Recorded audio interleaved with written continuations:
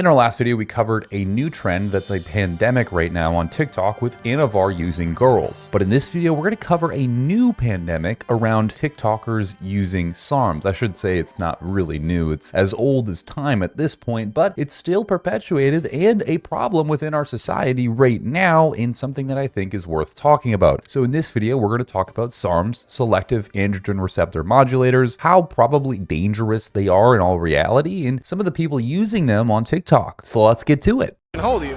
16. 16? Are you natty or not, bro? You're looking jacked. Not natty. You're not, really? Not natty. Wow, I respect the honesty, bro. Okay. You know, it's like, okay. there's some people who are bigger than me who are natural, you know, that's genetics. Yeah. I'm not gonna lie about, No, dude, you, when I saw you, I thought you were like 20 or 19. Like, you're big for your age, bro. I mean, yeah, but okay. Not natty.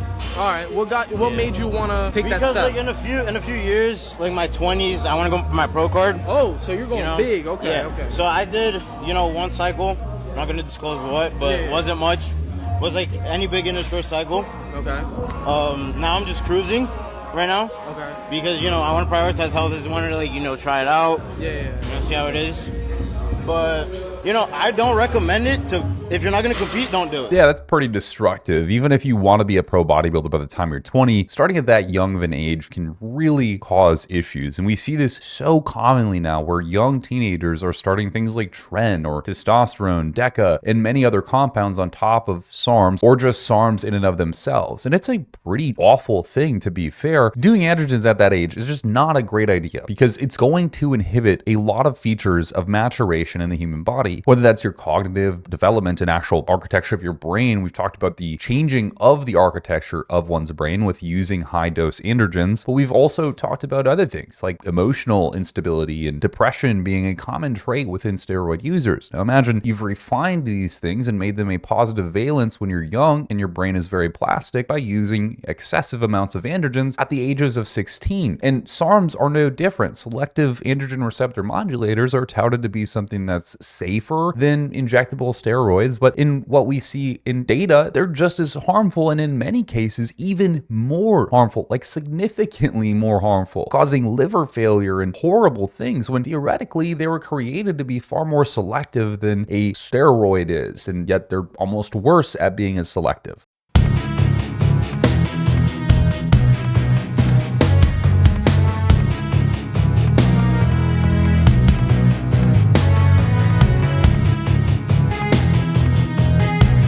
It says he's 16 years old. I don't know if he's actually 16 years old, but this is pretty bad as well. Again, we have another kid talking about using steroids. You can tell he has acne. He probably has no idea what he's doing. He likely has the Derek more plates, more dates degree and thinks that he knows everything about anabolic steroids and their reactions in the human body and how they're going to affect a male in short term and in long term. But the sad reality is that's not the case. And one feature of this that no one really talks about that often is skin aging. I think it'd be really cool if editor could you throw up like a video that's maybe a year and a half old, maybe 12 months, and compare it to now. And my facial aging since I was blasting, which was way back then, to now where I'm not doing anything outside of just TRT is completely different. And when you're that young, you start to look like you're 40 really quick and you're not even close to it. And it's a really sad reality that not really many people think about when they start taking steroids, and then they get that reality check later down the line when it's kind of already too late and in some degree irreversible effects have taken place. But the hype of being on steroids and being a sad boy and like the emotionality of that, like you're so hard and you're like Batman, it honestly attracts people. People pursue that because of individuals like Togi, because that's the look, that's the idea, it's the aesthetic that they want to achieve because it's cool, because it's edgy, because it's unique. And unfortunately, that doesn't mean what it meant when I was a kid. Uniqueness meant that you wore some different clothing or that you behaved in a different way, but not that you blasted steroids and treated your shit like you were self-harming yourself or something.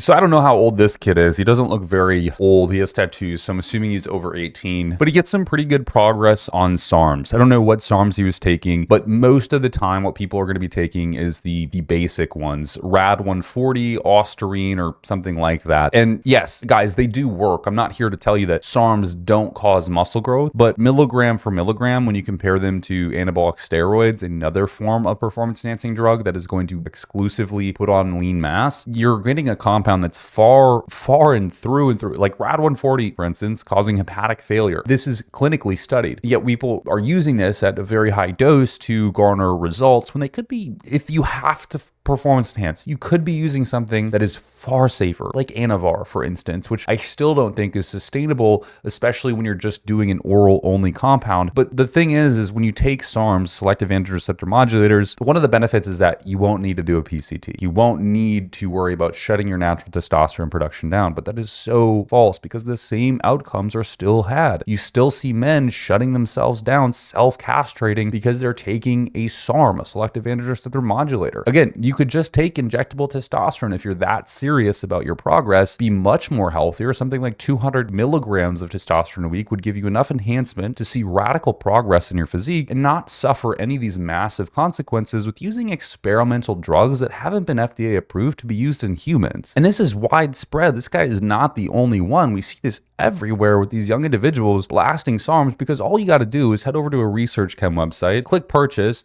and it ends up at your door a few days later. And you have no idea what's in there, if it's dosed properly or anything. You just start dropping that thing in because you want to look jacked as fast as possible. And the alternative of waiting 5 years, well, that's just too much to ask. This is my one and only warning to not take SARMs. I've done a couple SARM cycles and my acne was fine the whole time, and I've been off SARMs for about 4 months now. And my acne has still not gone away. You see how bad this is? Also, I did take a PCT, but after, you feel like, and my workouts are still because you go and you do a workout when you're on rad or something, and the workout's amazing. So now your new standard for your workouts are up here. So now when you're training back to naturally or not enhanced, your workouts are in here. So every workout just feels like because it's nothing compared to here. Yeah, this is the cycle that kids get on too, right? They start taking SARMs and they realize, wow, training enhanced is a blast. You get great pumps, your strength goes crazy, and then you get off. And like he said, he did a PCT, which stands for post-cycle therapy. You basically use compounds to induce a state of non-hypogonadism, basically restarting your natural hypothalamus pituitary testicular axis. But it doesn't always work in perfect science. And in a case like this, he still says that his workouts are shit. His acne is really bad and really cystic. And that's from one cycle of SARMs. He doesn't disclose what he took or at what doses, but it doesn't take much. I promise. I see this stuff all of the time as a coach. You get kids who really get attracted by the idea of getting really fast progress. Like they want it tomorrow because they're going to be tomorrow's influencers and we just don't know it yet, right? They want to be the next Alex Eubank. And so all they got to do is take this little dropper for 12 weeks and they're good to go. Or at least that's what's pitched to them. And what happens is something like this. They get horrible acne, terrible lifelong scarring that they can't get rid of. And now they're not even photogenic in the first place. So like, what the hell are you doing? It happens all too often. When initially, to be honest with you, if it is a must be, if you need to be doing something like this at such a young age, there are so many avenues of approach here that don't include using experimental compounds. They include using FDA approved for human use drugs that do enhance your physique and don't require massive amounts of, experimentation on an individual basis to figure out what's working for you. It's a great outcome. You can use testosterone, for example. Not suggesting young individuals do use testosterone because I think you should really yearn out all the results you can. For example, before I hopped on any kind of steroid, which I was on steroids, guys, very clearly, I won my natural PNBA pro card. I'm a PNBA pro, a qualified pro bodybuilder naturally. Then I hopped on the Azul. Most kids go to the gym day one, realize they're weak as shit and they're skinnier than everybody else. And day two, they're already on some kind of performance enhancing compound because they scroll through TikTok looking up gym stuff and then boom, it's right there. Or you got Toji in your feed 24/7 or some of his clippers clipping his content talking about steroids. Boom, it's right there. And guess what? Everyone has an affiliate link to one of these companies that sells SARMs exclusively, telling you it's going to be safe and efficacious to use and you're going to get the best results of your entire life. So why not do it? You have a credit card, you have a debit card, you can buy this stuff right now. Lo and behold, they end up hypogonadal. They have small testicles now. They've definitely interrupted their natural maturation or development as a human being. And furthermore, they're ending up with these lifelong effects of scarring, cystic acne that probably won't go away without some serious intervention. Things like using truly Accutane, unfortunately, which is another harsh chemical that you don't want to have to be putting into your body unless you absolutely need to. And in this case, this guy's probably going to need to do something like that. I got a lot of questions, comments, and concerns on me taking a SARM and Anavar. So I would just like to come on here. I'm not promoting any steroid use, any SARM use, but from a female's perspective, from my perspective on what my personal goals were on taking the supplement and how it affected me negatively and positively. So I'm going to put some pictures here of when I first started and through the Rad 140 cycle and my cycle I'm currently on, which is Anavar. I'm almost done the full 8 weeks. I am doing the 8 weeks. But personally, I did see a lot of strength on the Rad 140. I grew in strength. Didn't really see much of muscle growth. It just more helping me out in the gym, getting to goals that I wanted to reach, reaching my PRs. And then I didn't have any negative downside to that, the Rad 140, surprisingly. But since I've been on Anavar, I have seen that my voice has gotten deeper a little bit. I have lost some hair. Not like a lot of hair, but you know, you brush your hair and you know, your hairbrush is filled with hair. So nothing too detrimental. I might stop the cycle a little bit early, but I have seen more cut definition and my strength has grown more on the Anavar than it did on the SARM. This is just horrible. You have a girl talking about the side effects of her steroid and SARM usage aren't horrible. They're not bad. She's just losing more hair. Her voice is getting deeper. And it honestly doesn't sound like to me she understands that these are permanent effects that are going to have her in their grips for the rest of her life. She's done for. Cooked, brother. She has no way out of what's happened. And her voice does sound deep, and it's only going to get deeper the longer she exposes herself to these compounds. Guarantee you someone is advising her who has no idea what they're doing, telling her to take radically high doses for almost no particular reason, or she doesn't even know. She's not even getting advice. She's probably just found someone on TikTok who said take this much, and it's like, okay, I'm gonna pop that much and go for it. Did you do blood work? Did you check with your health before you do any of this? Probably not. And you can read the comments on this post. It's so sad, right? People are asking, where can I get it? Like, women are asking, where can I get it? As if she just didn't talk about her hair falling out and actually deepening her voice. And the picture she showed of her physique too, it's not that impressive. Like the comparison from where she started to where she is now after a cycle of Rad 140 and Anavar, it's really not even noticeable, the progress that she made. And is it worth deepening your voice permanently for the rest of your life for that? Yeah, we could talk about Rad 140 being a selective androgen receptor modulator, which means theoretically, on paper, if you read the definition, that's binding to an androgen receptor site selectively, meaning it's not causing the male characteristics, it's just binding to the receptor sites that are going to relate to a specific thing. In this case, the Rad 140 is supposed to be tailored towards infacting muscle mass and bone development. So you're exclusively supposed to get muscle gains, but we don't see that being true in animal studies nor in humans. It clearly causes secondary male characteristics to develop, like vocal fold thickening and many other male secondary characteristics developing, just as it would with injecting testosterone. It's no different. And so the reason it wasn't approved for human use is exactly because of that. It isn't selective. It does affect the body just like a steroid would, and worse. Again, hepatic failure, guys. We're talking about clinical studies that have been done which show hepatic failure. This ain't the stuff you want to be taking. And I got curious because this video was in 2023 that she dropped. She hasn't dropped the video since then. So it's like, okay, what's happened to her now, since I think clearly she's been doing this stuff. She posted the video 2024 in February, so over a year ago now. Hasn't posted since then. And this is what her voice sounds like. All right, started the day off strong, went to my morning meeting, just drove pretty far away, so about to work all day.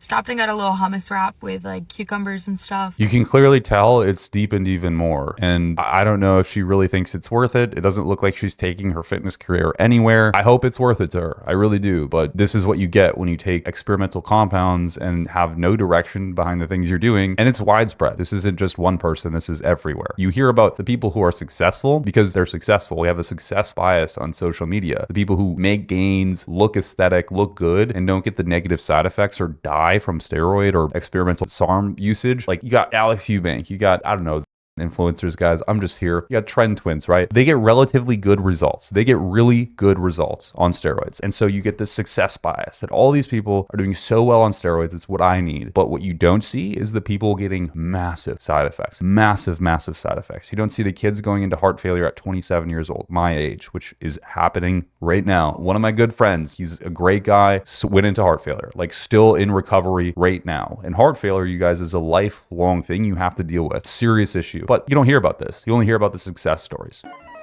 I live my day. But I'm right, fuck it, I'm paid. They be the body. And so here we have another one where it's like females who are very young, mind you, this isn't a old person using steroids. Clearly, there's no direction here, especially when you talk about things in this generalized manner. There's not much direction, you can tell. And this person looks fine now, but what are they doing this for? You have to ask, like, what is the purpose of making this video, of doing this stuff? Let's find out. Let's go to her profile, figure it out, right? Well, you go to her profile and she doesn't do any kind of competing, or at least she hasn't competed yet. She's just a normal gym girly, and she looks like she's maybe doing bikini poses, but hasn't actually competed or done anything yet. So keep in mind, she's just started her fat loss journey, what it looks like to me, and her first step was getting on cycle. Pretty smart, hey? And she specifically makes these two videos, one titled Female PED Masculinization, and then a part 2 to that video. Hello, all of my girlies. I'm just making a video really quickly talking about female PED uses and masculinization. If you don't know what PED stands for, it stands for performance enhancing drugs. Whether you're doing orals or injectables or whatever, I just want to talk to you guys about duration of use, because I know viralization and masculinization is not something we're trying to go for. I think a lot of females get the misconception that orals are better than injectables. Injectable meaning something like testosterone. That is not always the case. So she's right here in saying that injectable compounds are far often through and through much better in terms of systemic stress, as in your organ systems, than it is taking a 17-alkylated compound, which has to go through 2 passes of the liver, and that is very damaging to your hepatic function. But it also has many other non-genomic effects, which are also pretty cursing to your health. However, we're not talking about organ systemic stress. We're talking about masculinization, right? Both of compound, doesn't matter if it's injectable or oral, it's going to masculinize a female. It doesn't matter if you're taking 25 milligrams or 5 milligrams, you're still getting masculinized. It's just not happening at a rate which is measurable, which can be good for some people because you get an effect that represents a good physique without the negative side effects being presented in your body. But long enough, given long enough, it's not like you did some time on and you're doing some time off, you got off scot-free, no damage done. No, not true at all. The genomic changes are happening. When you change, or there is a genomic response, usually it implies permanency. In this case, yes, it is permanent. So whatever you do, maybe the smallest changes, but they're happening. That is not always the case, because a lot of these people are on orals for way too long. Orals are just as androgenic, if not more, than testosterone. Even if you're just taking Anavar, 25 milligrams for 6 to 8 weeks, but you do it more than twice a year, and you're just continuously doing it, you will masculinize. And she's saying the typical dose is 25 milligrams, but she doesn't specify if that's per day. But then she puts a range of 5 to 25 milligrams, which makes me think that she is talking about per day, which if you're talking about 25 milligrams per day for a female, that is insane. That is actually crazy. A standardized female, a normal female who's producing endogenous hormones, produces about 3 to 6 milligrams of endogenous hormones, masculine hormones, right? Testosterone, androgens. What we're talking about is taking a like 100x that 3 milligrams, dude. Also, fun fact, the starting dose for gender affirming therapy for females transitioning into males is 60 milligrams of transdermal testosterone. Okay, think about that. If you're taking 25 milligrams a day, and that's a 60 milligram dose per week, by mind you, the 25 milligrams per day adds up to quite a few hundred milligrams of Anavar. That's going to turn you into a male, give it enough time. Okay, part 2. So as I was saying in my last video, the common misconception amongst women is that orals are better than something like injectable testosterone, or safer, and it's just not the case. Now, yes, women can tolerate androgens well. We can go up to like 25 milligrams of Anavar and be fine. You can't just be fine. Again, the misconceptions here in our part 2 video are continued. These effects last for your entire life. They're small, they're immeasurable usually to start, but they do stick around and they don't go anywhere if you just magically come off. Dose exposure is the problem. So basically what I mean by saying dose exposure, it is the amplitude of dose and the duration of dose of these compounds that is the problem. So the higher the dose and the longer that you run that dose, the more issues you're going to run into. If a female runs a very low dose for a very short period of time, relatively going to be safest. It's not safe, but it's safest in terms of avoiding masculinized effects. But that doesn't actually count. The duration doesn't count if you're running a high amplitude of dose. It still nets the same outcome of high degrees of masculinity. You have to be careful. This is a complete flawed statement. You will start to see masculinization, such as deepening of the voice. So I, for instance, take 3 milligrams of test prop every 5 days, and my bottle is only 100 milligrams per 20 cc's, so I only dose it out in like a small little insulin syringe, and just inject it sub-Q because it's such a small amount, it does not need to go intramuscular. She doesn't know what she's talking about. You can hear when she's talking about 20 cc's, 100 milligrams, she doesn't even know what she's taking. Like, she doesn't understand the dosing or the ratios or the concentrations per milliliter. This is the kind of things that we see online. This is the norm, you guys. And that keeps my hormones stable. It gives me an optimal looking testosterone level. It gives me, you know, the ability to be back at baseline and perform like a normal athlete would.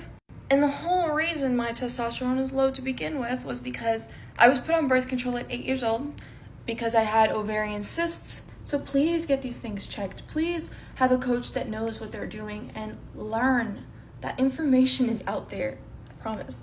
And I get that this is trying to come from like a positive place, but all it is just destructive and showing the ignorance of people out there. We're talking about a person who had a fat loss journey, and their choice to fix that problem was hopping on Anavar or testosterone propionate, which they're injecting at far too of an infrequent rate to create stable blood serum concentrations of that compound. Very concerning, like highly concerning as an individual watching this with experience, with knowledge about this stuff, and, you know, quite literally seeing these social experiments go down, because a lot of these videos are years old. And so when you scroll up far enough, you see the effects of what these things have done to these women. And while it's not that crazy, it's still noticeable, and it's only going to get worse. And sure enough, with this girl, not even a year later, you guys, this is 2024 still. Her name is TRT Mommy, by the way. Listen to her voice. How do you be modest at the gym in Houston when it's fucking hot as balls and most of the gyms are like garage gyms and the AC just goes out the fucking window? Like, you could tell her voice is cracking and she's having hard holding an octave just talking. And that's really rough. That is really rough for someone who got into this to supposedly fix what the birth control did to them and ended up like this. It scares me, honestly, because I know that this person, no matter who watches this video, there's people that this individual's influenced to do the same or similar things, who's likely going to get these same or similar results. And while they don't know it yet, they are likely down the same path eventually. But I don't know. What do you guys think down below? I'd love to hear it. If you need help, we have a school group down below. It's a private community. You can get free access right now for 1 week. We have tons of courses on nutrition, free training programs, training encyclopedias, pharmacology information, business information, just about anything you can need. Plus, I am in there on the daily, as well as many other live members who can help you directly. We do live calls twice a week. Check it out.